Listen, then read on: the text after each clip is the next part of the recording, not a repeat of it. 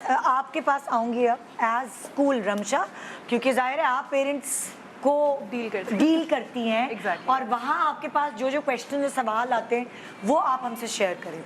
I would like to add on this कि repetition is never a good idea.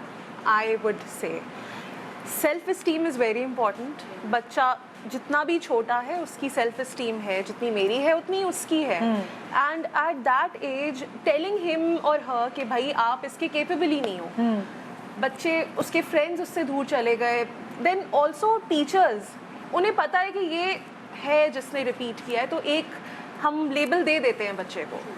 We need to encourage them, उन्हें बोलो कि कर सकते हो यार आप, यू नो आपका फ्रेंड कर रहा है, ये कर रहा है, and you know making education fun for kids basically. मतलब कुछ ऐसे एक्टिविटीज़ लेके आए आप, स्क्रीन्स हैं अब। फिर एक और चीज़ आजकल क्या है कि बच्चा जब स्कूल आ रहा है तो हम उनके सामने टेक्स्ट बुक्स खोल के रख रहे हैं। ओके। घर जा रहा है आईपैड्स हैं, गैजेट्स हैं, गेम्स हैं, तो यू नो दो बिल्कुल अलग दुनिया। हाँ, यहाँ पे टीचर्स मुझ पे मतलब बिल्कुल मॉनिटर कर रही हैं और बिल्कुल वैसे हॉक्स आई लेके बैठी हुई हैं, और मैं जब घर जा रहा हूँ तो वो बिल्कुल एक अलग दुनिया है। तो ये थोड़ा सा we need to make sure कि क्लासरूम भी एक ऐसी जगह है जहाँ पे बच्चा खुशी खुशी आ रहा है। यानी आपको आप चाहिए थोड़ा डिजिटल कर दें क्लासरूम। हाँ exactly. And I add on कि मिस नीलम ने राइटिंग की बात कर रही है और रमशा ने ये बोला कि हम ऐड, अब सबसे मुझे लगता है कि इट्स बेटर कि आप इंटीग्रेट करें। Yes. अब मेरी क्लास में if I have a strength of 20 students, अब उस 20 स्टूडेंट्स में से 10 students are good with writing, जिनको क्रिएटिव राइटिंग के मास्टर्स हैं, but 10 of the students they good with science. अब एज ए टीचर मुझे देखना है कि मुझे इससे राइटिंग अब कैसे इसकी डेवलप करनी है। मैंने उसको टॉपिक दे दिया और मैं बोलूँ कि now you have to write, obviously for a while the child will sit and look at me कि मैं क्या लिखूँ, मुझे तो कुछ बताया ही नहीं है और मेरा तो इंटरेस्ट ही नहीं है राइटिंग में।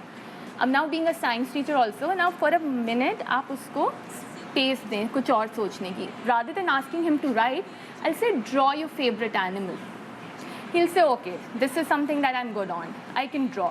तो वहीं उसका एक मोटिवेशन लेवल का एक स्टेप हमने आगे ले लिया उसने। हमने अगर उसको बोला you don't know how to write, what will you do in the class, what can you do in further in the higher grades, खत्म, वो उसका वहीं वो डिमोटिवेट हो गया, मैं कर ही नहीं सकता।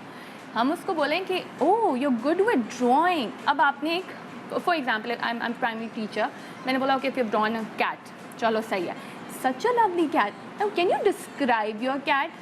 तो मैं वहाँ उसको अभी भी मैं सेंटेंसेस पे नहीं लेके आऊँगा, I am not jumped on two sentences, I am still trying to motivate him that he comes to writing। Now he'll tell me the tail, the color, and label करो उसको। वो उसको he'll start describing। उससे क्या हो रहा है, उसकी vocabulary enhance हो रही है। What do we at Del Sol the school, we have a vocabulary wall sort of a thing that we'll be implementing inshallah from September।